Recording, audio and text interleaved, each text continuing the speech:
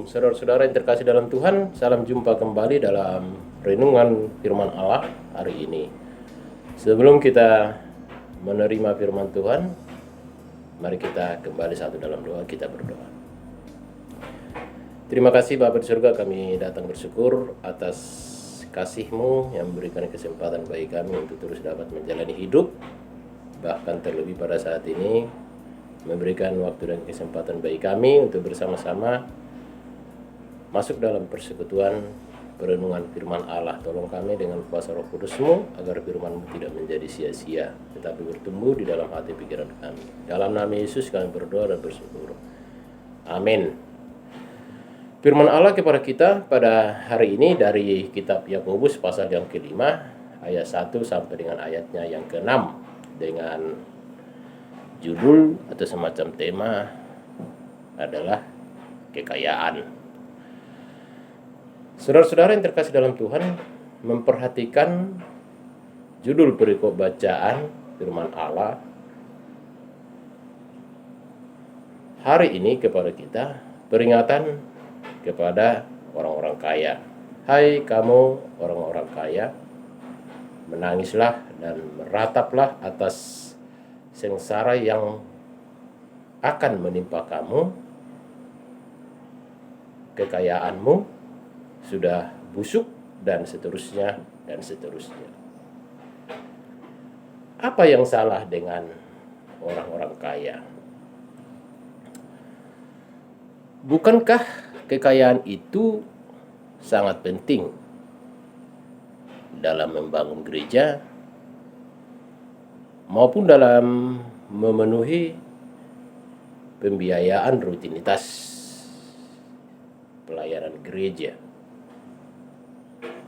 Perlu mendapat dukungan dari orang-orang yang kaya sehingga roda kehidupan gereja,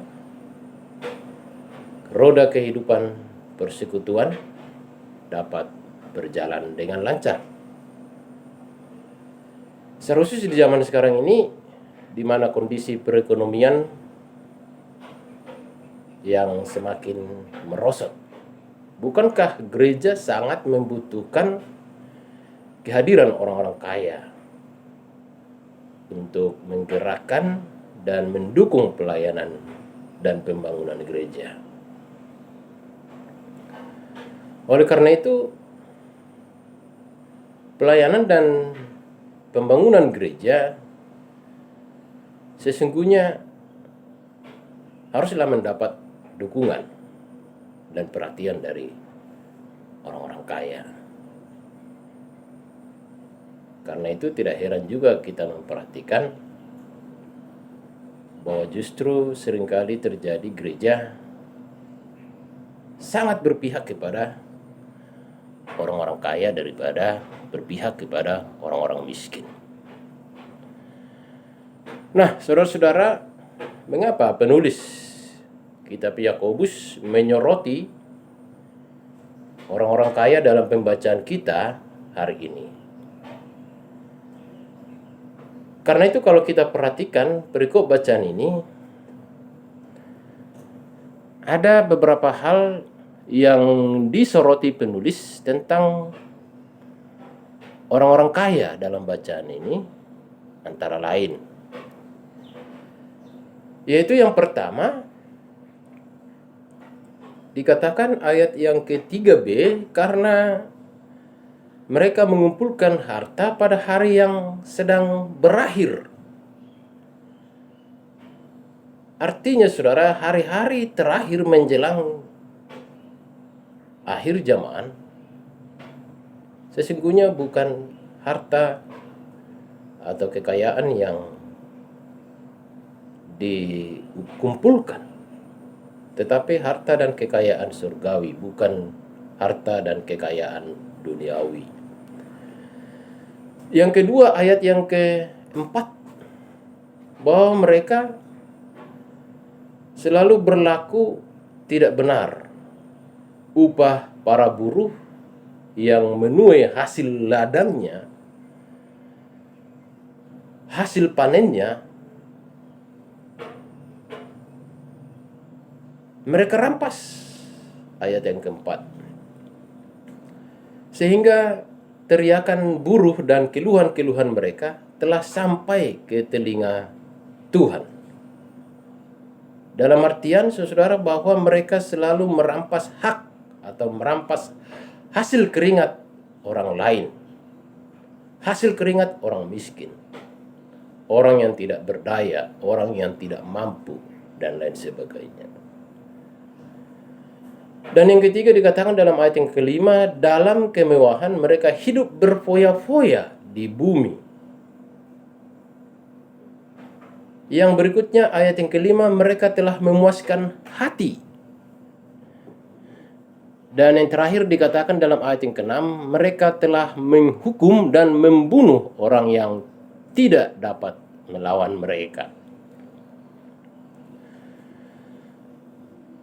Orang yang benar, orang yang tidak berdaya, mereka perlakukan dengan tidak benar. Nah, saudara-saudara, kekayaan memang dapat diraih dengan berbagai cara,